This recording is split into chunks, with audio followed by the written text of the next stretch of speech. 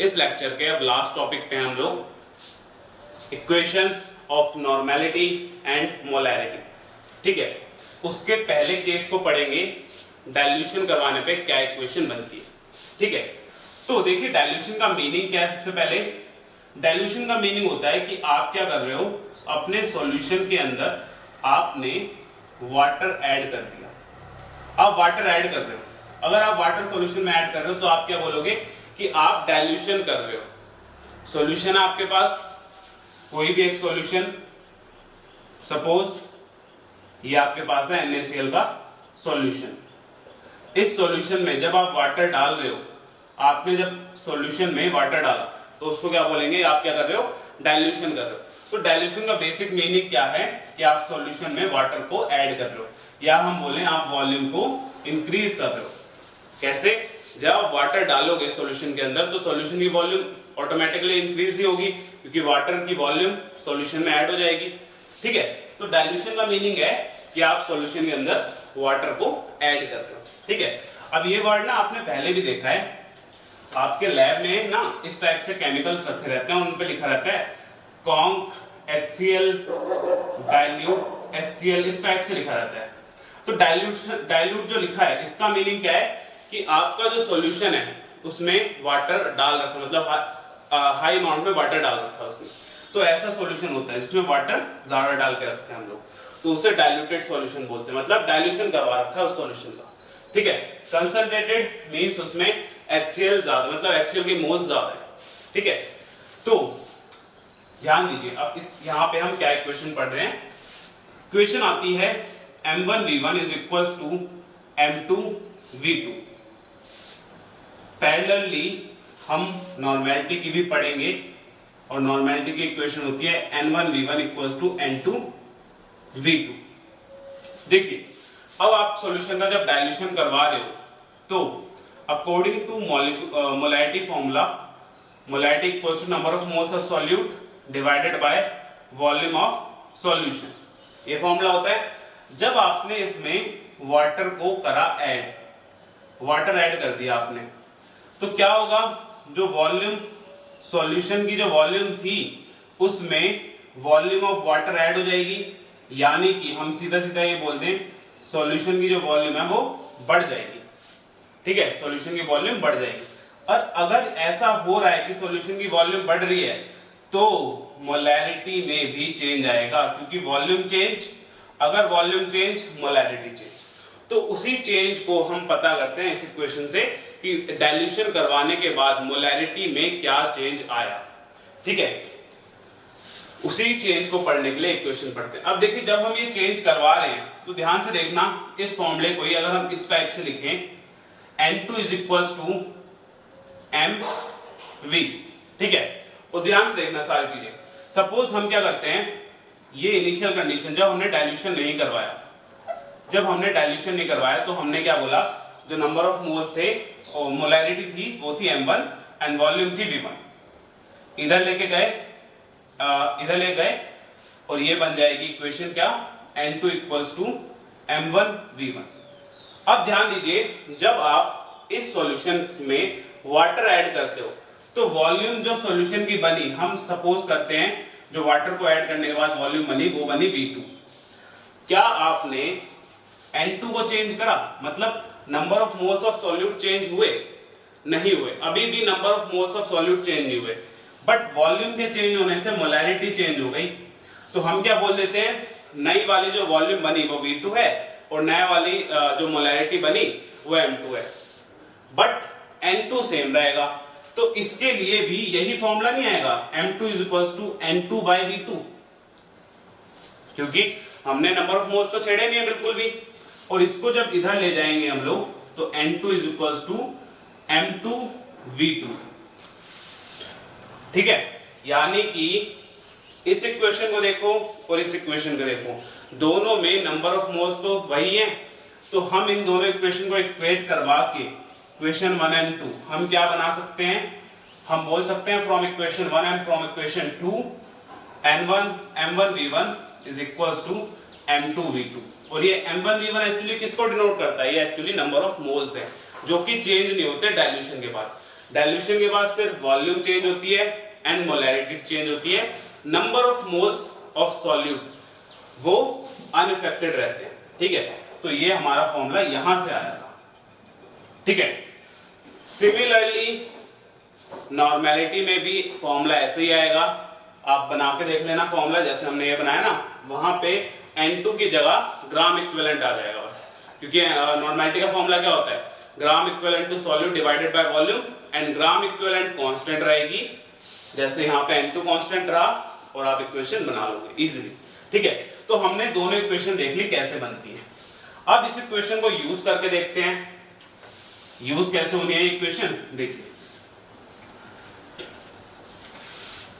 Suppose आपको given है molarity, initial आपको मोलैरिटी गिवन है एक सॉल्यूशन की 4 मोल पर लीटर एंड वॉल्यूम आपको सॉल्यूशन की गिवन है 2 लीटर। आपको क्या बोला गया कि आप सॉल्यूशन को बना दो 5 लीटर का। अब और ये बताओ कि जो जब 5 लीटर का आप बनाओगे सॉल्यूशन तो उसकी मोलैरिटी क्या होगी। ठीक है, यानी कि आपसे क्या बोला गया कि आप डाइल्यूशन करवाओ और डाइल्यूशन के बाद जो मोलैरिटी आएगी वो बताइए क्या आएगी। तो आप क्या करोगे, आपको सारी वैल्यूज पता है, इक्वेशन में पुट कर दोगे।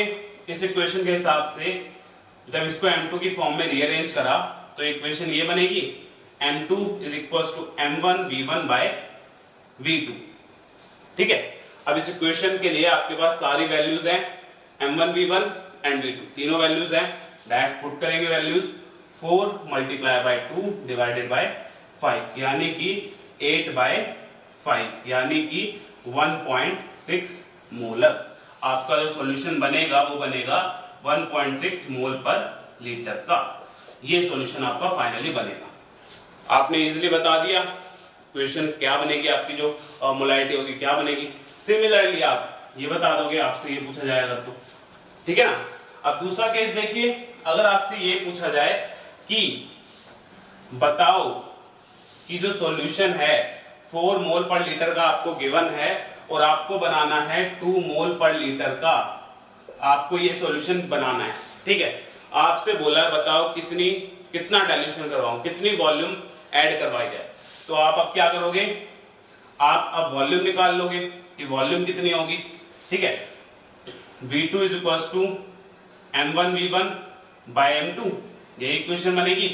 ठीक है, तो M1 V1 4 multiply by 2 divided by M2 2, तो सॉल्यूशन बनेगा 4 लीटर का फाइनली आपका।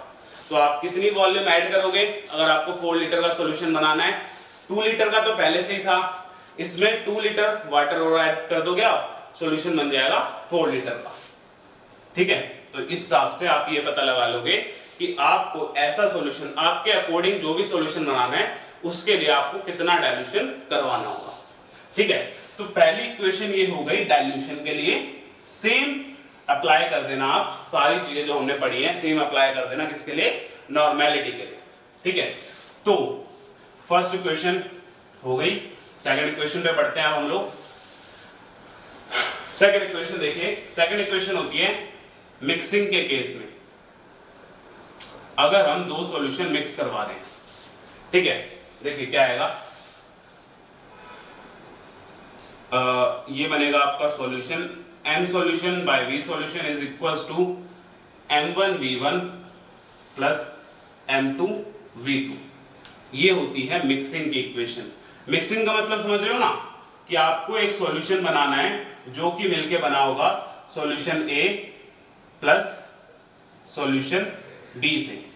मिक्स कर रहे हो 2 सॉल्यूशन को आप। ठीक है, और जो फाइनल सॉल्यूशन होगा वो ये है। अब similarly N solution V solution is equals to N1 V1 plus N2 V2। ये हो गया। अब यहां पे देखिए, ध्यान दीजिए कैसे इक्वेशन आई और इसका क्या यूज है। सबसे पहले ये इक्वेशन कैसे आई, ध्यान दीजिए। आपके पास सॉल्यूशन है HCl के, 2 सॉल्यूशन है HCl के। एक सॉल्यूशन आपको दे दिया कि उसकी मोलैरिटी है 4 मोलर एंड वॉल्यूम है उसकी 3 लीटर। सेकंड सॉल्यूशन HCl का आपको दे दिया और आपको बोला उसकी मोलैरिटी है 2 मोलर एंड उसकी वॉल्यूम है 5 लीटर। ये सॉल्यूशंस आपको दे दिए, दो सॉल्यूशन दे दिए। आपको क्या बोला कि इन दोनों सॉल्यूशन को कर दो मिक्स, दोनों सॉल्यूशन को कर दो मिक्स, और ये बताओ कि फाइनल सॉल्यूशन कितना बनेगा आपके पास। तो अब फाइनल सॉल्यूशन कैसे निकालें? जैसे कि हमने पिछले डाइल्यूशन वाले केस में पढ़ा था कि mv क्या होता है, नंबर ऑफ मोल्स, ठीक है। तो ध्यान दीजिए, n1 तो हो जाएगा number of moles of HCl पहले वाले केस के लिए, ठीक है ना। दो अलग अलग सॉल्यूशन है, दोनों में नंबर ऑफ मोल्स भी अलग होंगे। तो n1 हो गया number of moles of HCl in solution A। इस सॉल्यूशन को A नाम दे देते हैं हम, ये A सॉल्यूशन है एंड ये B सॉल्यूशन है, ठीक है। सिमिलरली N2 क्या होगा, M2V2 क्या होगा, ये number of moles of HCl in solution B। Solution B में कितने मोल है, ठीक है। अब फाइनल जो सॉल्यूशन बना आपका, उसके मोल्स कैसे निकालोगे? इन दोनों को ऐड कर दोगे, तो जो आपका फाइनल सॉल्यूशन बनेगा NS, यानी कि जो रिजल्टेंट सॉल्यूशन इन दोनों को मिक्स करने पे बना, उसके नंबर ऑफ मोल्स क्या होंगे, N1 प्लस N2। इन दोनों को जब मिक्स कर दोगे, देखिए आपके पास HCl के मोल 2 मोल हैं प्लस 3 मोल, एग्जांपल ले रहे हैं। तो इन दोनों को जब मिक्स करोगे तो रिजल्टेंट तो 5 मोल ही आएगा आपके पास। जो रिजल्टेंट आपने इन दोनों मोल को ऐड ही तो करा है, सिंपली पार्टिकल्स को ऐड करेंगे, तो पार्टिकल्स को ऐड करने पे नंबर ऑफ मोल्स ऐड हो जाएंगे। तो सॉल्यूशन के अंदर कितने HCl के मोल, इतने। तो ये क्या है actually, number of moles of HCl in solution, जो बना है किससे, A प्लस B से, A प्लस B की मिक्सिंग से जो बना है। सिमिलरली NS को आप और भी तो कुछ बोल सकते हो, क्या आप NS को ये भी तो लिख सकते हो कि NS is equals to molarity of solution by volume of solution। जैसे कि हमने ऊपर लिखा, तो सॉल्यूशन की मोलैरिटी होगी, वॉल्यूम होगी, ये भी number of moles of solution है। तो दोनों इक्वेशन 1 एंड इक्वेशन 2, इनको कर दो इक्वेट, ठीक है। बल्कि इक्वेशन 1 और इक्वेशन 2 छोड़ो, इसको लेते हैं इक्वेशन 1, ये इक्वेशन 2, इक्वेशन 3 एंड इक्वेशन 4। अब देखो हम कैसे बना देते हैं ये वाली इक्वेशन। ये इक्वेशन रब कर रहा हूं मैं, सेम इस पे वर्क करना है जैसे हमने मोलैरिटी पे कर रहे हैं, सेम नॉर्मेलिटी पे भी ऐसे काम होगा, ठीक है। सबसे पहले देखिए आप क्या करो, इन दोनों को इक्वेट करेंगे। इन दोनों को इक्वेट करने पे क्या आया, from equation 3 and 4 MSVS is equals to N1 plus N2। तो ये चीज फ्रॉम इक्वेशन 3 एंड 4, ठीक है। अब क्या करेंगे, इक्वेशन 1 एंड इक्वेशन 2 का यूज करके N1 और N2 की वैल्यू को सब्स्टिट्यूट कर दो वहां पे, ठीक है। तो substituting value of N1 and N2 from equation 1 and 2, तो MSVS is equals to M1 plus V1 plus M2 plus V2। ये आ गया मिक्सिंग करने पे क्या इक्वेशन बनेगी। कहां से आई इक्वेशन, टिक, ये हमने पढ़ लिया। अब कैसे यूज करना है इक्वेशन का, ये पढ़ते हैं, ठीक है। रब कर रहा हूं, ये सारा लिख लेना वीडियो पॉज करके।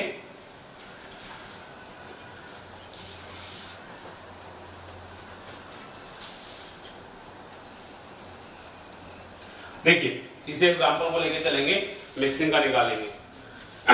सबसे पहले देखिए आपको दो सॉल्यूशंस गिवन है, उनकी ये मोलैरिटीज है, ठीक है।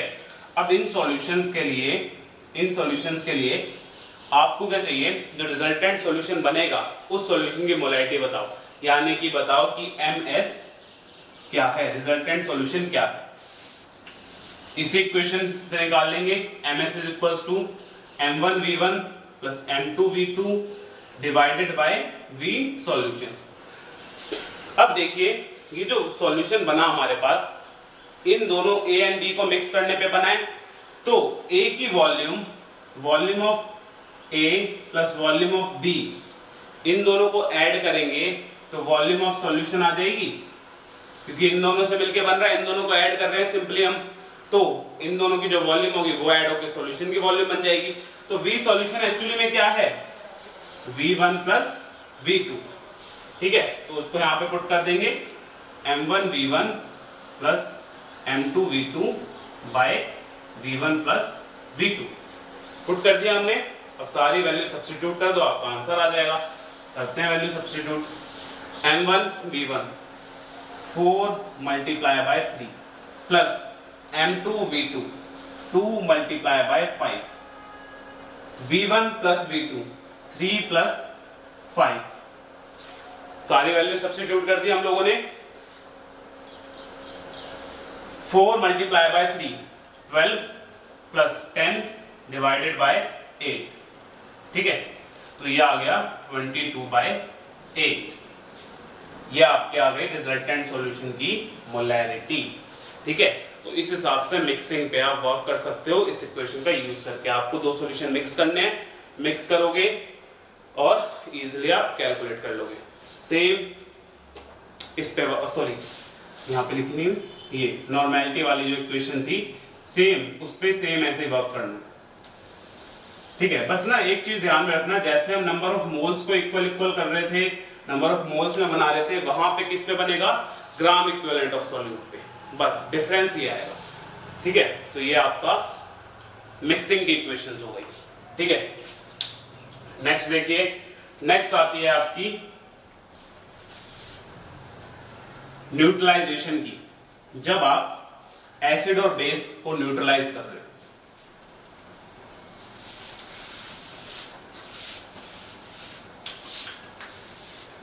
Third,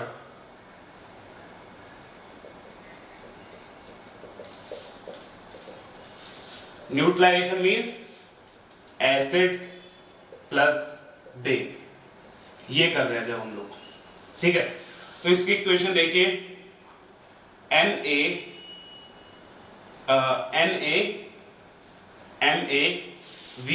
is equals to NbMbVb,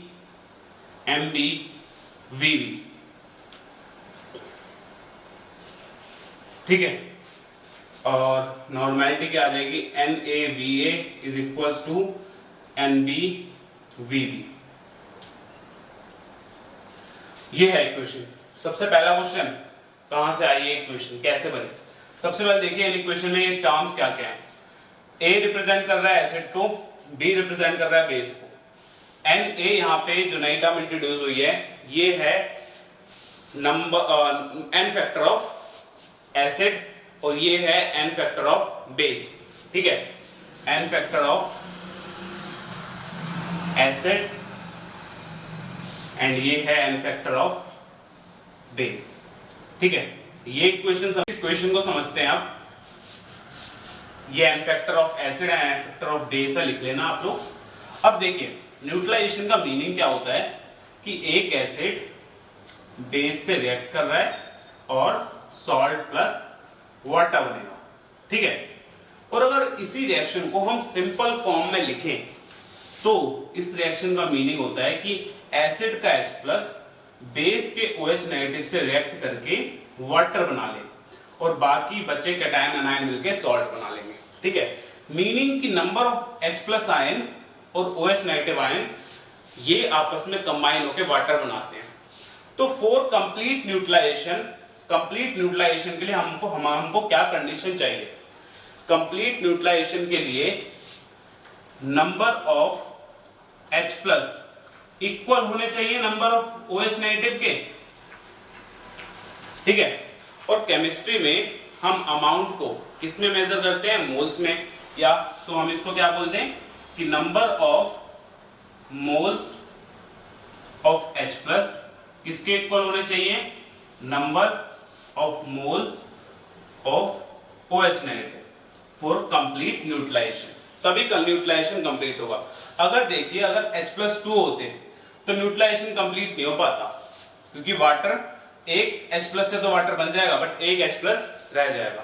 तो कंप्लीट न्यूट्रलाइजेशन मीनिंग क्या है कि सारे H प्लस सारे OH से रिएक्ट करते हैं। तो ये जो इक्वेशन एक्चुअली हमने बनाई है, ये एक्चुअली यही इक्वेशन है। अब इस इक्वेशन को हमने इसमें ट्रांसफॉर्म कैसे करा वो देखिए। इक्वेशन में क्या कह रहा हूं, number of moles of H plus ये है and number of moles of OH negative ये है। कैसे ट्रांसफॉर्म करा उसको देखिए। ये नॉर्मेलिटी की इक्वेशन रब कर रहे हैं अभी, देखो देखिए यहाँ पे एसिड लेते हैं हम कोई भी H2SO4, H2SO4 हमने ले लिया एसिड। अगर हम बात करें H2SO4 के नंबर ऑफ मोल्स की, तो जैसे कि हमने पहले पढ़ा नंबर ऑफ मोल्स किसके इक्वल होते हैं, मोलैरिटी इनटू वॉल्यूम, और एक इसको रिप्रेजेंट कर रहा है molarity of acid, B represent कर रहा है मोलैरिटी ऑफ बेस को, ठीक है। तो नंबर ऑफ मोल्स H2SO4 के आ गए molarity multiply by volume. But अगर यहाँ पे देखा जाए कि H2SO4 एक H2SO4 के पास दो H प्लस आयन है, क्लियर है ये चीज। एक H2SO4 दो H प्लस आयन देता है, यानी कि अगर हम ये बोलें कि 1 मोल ऑफ H2SO4 जो है वो उसके पास 2 मोल ऑफ H प्लस है, यानी कि डबल है H प्लस आयन का अमाउंट H2SO4 से। तो अगर हमें number of moles of H2SO4 चाहिए, number of moles of H plus चाहिए, तो हम क्या कर देंगे, जितने H2SO4 के मोल्स हैं उसके डबल है, हमने निकाला भी, ठीक है। तो number of moles of H plus क्या होंगे, 2 multiply by number of moles of molarity by V। और ये 2 एक्चुअली में है क्या, ये 2 है n फैक्टर ऑफ एसिड। कितने H प्लस आयन देता है उसको क्या बोलते हैं हम, n फैक्टर ऑफ एसिड। तो ये क्या आ गया, number of moles of H plus ion.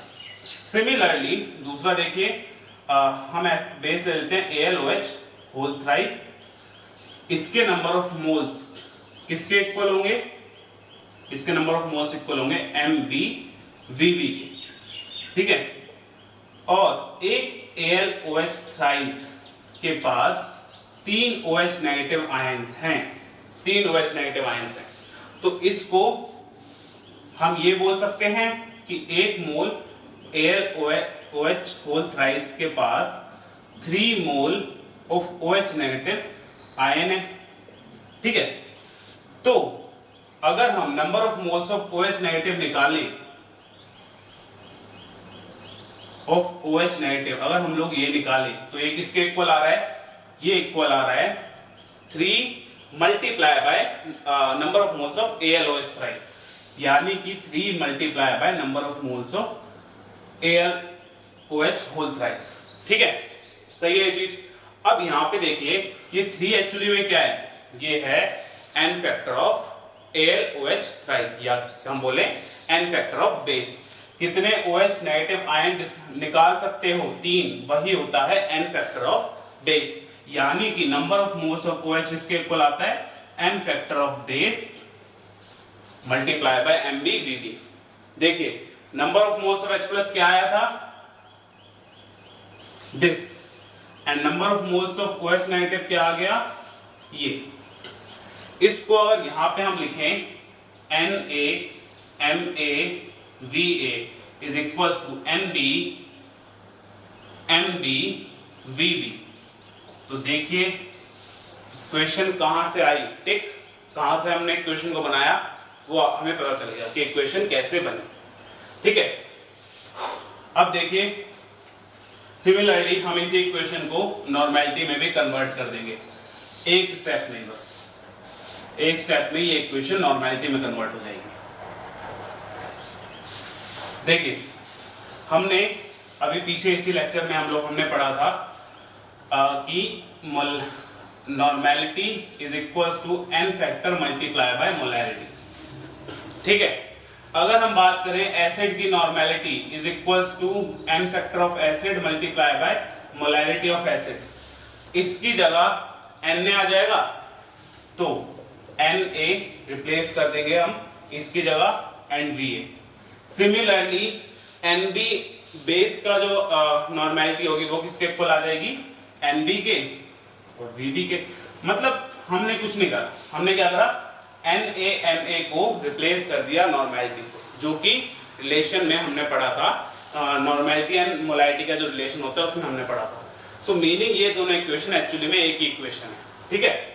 तो ये हो गई इक्वेशन कहां से आई थी, ठीक है। अब इस इक्वेशन का यूज भी देख लेते हैं, कैसे हमें यूज करना है इस इक्वेशन का। सपोज हम लोगों को एक एसिड गिवन है H2SO4 जिसकी मोलैरिटी है 2 मोलर एंड वॉल्यूम है 1 लीटर। एन फैक्टर हम लोगों को बताइए क्या है, 2, ठीक है। NaOH आपको गिवन है, NaOH की मोलैरिटी आपको गिवन है 3 मोलर, ठीक है। एन फैक्टर आपको बताइए NaOH एक ही देगा, तो इसका एन फैक्टर क्या हो जाएगा 1, ठीक है। आपसे क्या बोला, बताओ कितनी वॉल्यूम ऑफ NaOH रिक्वायर्ड है to neutralise this acid. How much volume of NaOH is required to neutralise H2SO4 of molarity 2 molar volume 1 litre. कैसे पता करेंगे कि हमें कितनी वॉल्यूम चाहिए NaOH की, ठीक है। तो कैसे करते हैं, इस इक्वेशन में पुट कर देंगे Na यानी कि 2, Ma यानी कि 2, Va 1, Nb 1, Mb 3, वॉल्यूम निकालनी है तो Vb इज इक्वल टू क्या हो जाएगा 4/3 यानी कि 1.33 लीटर इतनी वॉल्यूम रिक्वायर्ड है। मतलब इतनी वॉल्यूम अगर हम बेस की लें तो वो इस एसिड को न्यूट्रलाइज कर पाएगा, ठीक है। इसलिए इस इक्वेशन का यूज होता है। या इसको अलग वे से ले लें, जैसे हमें बेस की वॉल्यूम गिवन है 10 लीटर, आपसे बोला है कि बताओ कितने मोलर सॉल्यूशन होगा जो इसे न्यूट्रलाइज करेगा। अब आपसे पूछ लिया कि मतलब मोलैरिटी बताओ कि किस मोलैरिटी का सॉल्यूशन लें 10 लीटर जो इस एसिड को न्यूट्रलाइज कर दे, तो क्या करोगे, इसी इक्वेशन में दोबारा पुट कर दोगे सारी चीजें।